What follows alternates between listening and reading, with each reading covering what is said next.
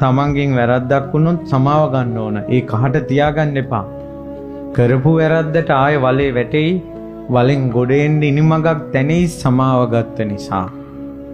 නිසා වරදට සමාව ගැනීම, වරද තේරුම් ගැනීම, දුන් දේ අතහැරලාම දීම, වංහුන් නොසෙවීම, ඕපදූප කේලම් කැලෑපත්තර මේ ජීවිතෙන් වාෂ්ප වෙන්න ඕන නිවන කරා යන්න.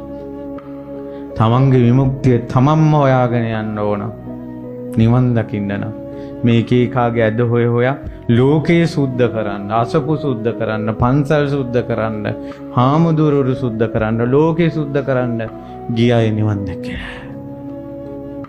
තමන්ගේ හිත කියන එකම තැන සුද්ධ කරපු අය අමා නිවනටපත් වුණා. ඒ අය අමා නිවනටපත් වෙලා අමා ශාන්තියෙන් මේ ලෝකේ සුද්ධ කළා. ඕකයි ඇත්ත කතාව.